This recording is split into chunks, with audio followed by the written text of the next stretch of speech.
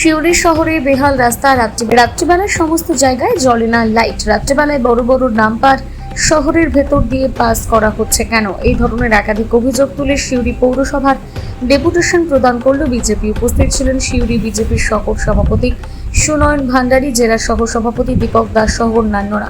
পৌরসভার চেয়ারম্যান উজ্জ্বল চ্যাটার্জি কিছু কিছু বিষয় মেনে নিলেও মানতে নারাজ একাধিক বিষয়।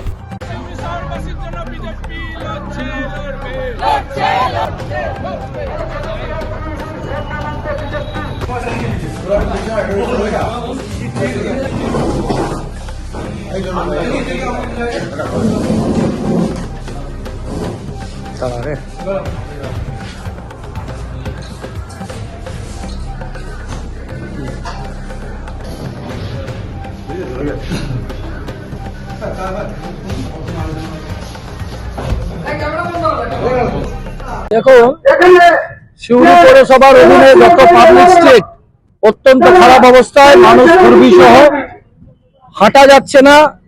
এখানে রাত্রেবেলায় যদি বা রাস্তা কোন রকম চলার মতন হেঁটে চলতে পারছে, রাত্রি 12টা থেকে বিকেল 5টা ভোর 5টা অবধি পুরো বালি মাফিয়া এবং পুলিশের হাতে চলে যাচ্ছে সিউড়ি রাস্তা।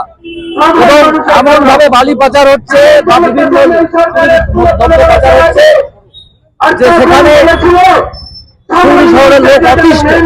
আপনারা জানেন, গত 14 তারিখ রাত্রে এত জ্যাম, অ্যাম্বুলেন্সে ডেলিভারি হতে যাচ্ছে, প্রেগনেন্ট মাদার তার ডেলিভারি হয়ে যাচ্ছে রাস্তায়, হাসপাতাল অব্দি 1 কিলোমিটার 8 কিলোমিটার দূরে পৌঁছতে পারছে না। আমার ভয়াবহ অবস্থা, লোডেড বালিবুদ্ধ ট্রাক দত্তপুকুরে উল্টে পড়ে যাচ্ছে। সেটা যদি কোনো বাড়িতে ঢুকে যেত কি হতো, কিন্তু কোনো পদক্ষেপ নাই। এখন পৌরসভার অধীনে পৌরবঙ্গীয় পৌর আইন অনুযায়ী প্রতিটি রাস্তায় পৌরসভার চেয়ারম্যানের অধীনে। তাই আমরা তার কাছে দাবি জানাচ্ছি, আপনি ঠিক করুন, আপনি তাকে নিয়ে করাবেন। যদি আপনি রোড আমাদের দেখার দরকার নাই, you are the authority, you are the controller, তো you have to repair the all street. এইটা আমাদের বক্তব্য। 1 নম্বর। 2 নম্বর, সিউড়ি শহরের লাইট প্রায় অফ, জলে এখনো অপর্যাপ্ত, কবে শেষ হবে ঠিক নাই। এছাড়াও এখানে এমএলএ যার নাম বিকাশ, কিন্তু কাজে তার অন্ধকার, চারিদিকে অন্ধকারে ভরে দিয়েছে, চারিদিকে এনক্রোচমেন্টকে ভরে দিয়েছে। বিভিন্ন পার্টি অফিসের নাম করে, ফ্যান ক্লাবের নাম করে এখানকার এমএলএ দুর্নীতিগ্রস্ত বালি তোলাবাজ একটা এমএলএ, সে কিন্তু চারিদিকে নোংরা করে রেখে দিয়েছে।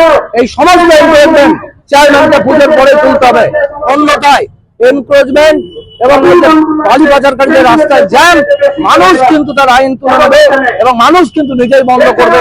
সেদিন কিন্তু দায়ভার এই পৌরসভার চেয়ারম্যানের প্রতি বর্তাবে। এইটাই আমাদের আজকে মূল দাবি, এইটাই আমরা সিউড়ি মানুষের স্বার্থে আজকে লড়াই।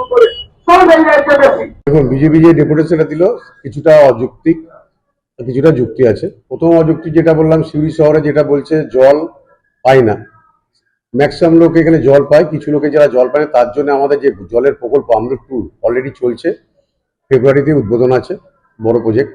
এটা সময় সাপেক্ষের ব্যাপার আছে। সব শহরে যত লোক আছে সব জল পাবে, ঘরে ঘরে জল পৌঁছাবে।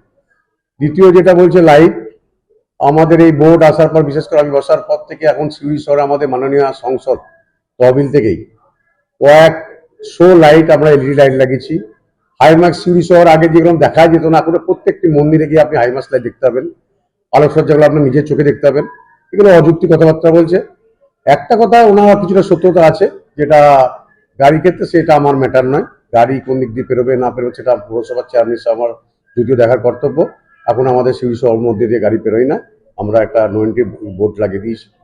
আর তৃতীয় কথা, উনি যেটা বিজেপির তরফ থেকে যেটা বলছে এনক্রোচমেন্ট, কিছু এনক্রোচমেন্ট আমরা আপাতত যারা ড্রেন এর উপর বাস করছে, ড্রেনের উপর যারা ব্যবসা করছে, আমরা পুজো উপলক্ষে আমরা কিছুটা ছাড় দিয়েছি, যেহেতু বাঙালি বড় দুর্গা পুজো। তো আমরা পুজোর পর থেকে, দীপাবলির পর থেকে আমরা যেগুলো আমাদের ড্রেনের উপর এনক্রোচমেন্ট আছে সেগুলো আমরা সবার সঙ্গে এককভাবে প্রশাসনের সঙ্গে বসবো, নিয়ে আমরা সিদ্ধান্ত নেবো কোনটা তোলা যায় কোনটা তোলা যায় না। এই হচ্ছে বাস্তবতা। আর বাকি কি বলবো আপনাকে, যে চোখে আপনারা শহরে ঘুরতে পারবেন ক্যামেরা নিয়ে ঘুরুন, আগের আলো আর এখনকার আলো সজ্জা শুরু অনেক আকাশ অনেক তফাৎ। রাস্তা খারাপ হয়েছে একাধিক। হ্যাঁ, যেটা আমাদের সিউড়ি শহরে সবচেয়ে বিপজ্জনক রাস্তা দুটো ছিল, সিউড়ি সাঁইতা বাইপাস, তিলপাড়া ব্রিজ বন্ধ হওয়ার পর থেকে আমরা অলরেডি কাজ স্টার্ট করে দিচ্ছি, 70% কাজ হয়ে গেছে। হারদের বাজার বাইপাস, সেটাও কাজ হয়ে গেছে। আর যেটা ওনারা বলেছে মেন রাস্তা পিডাউডি, আমি অলরেডি এক্সিকিউটিভকে চিঠি করেছি, আমার সামনে চিঠি পড়ে আছে। এক্সিকিউটিভ যদি আর দুদিনের মধ্যে কাজটা রিপেয়ার অলরেডি করেছে, আমাদের ওয়েদারের জন্য হয়তো কাজটা বিটুইনে করতে পারছে না। আশা করি পুজোর আগে বিভিন্ন মেন রাস্তার কাজ কমপ্লিট হয়ে যাবে, এটুকু আমি আশ্বাস দিচ্ছি।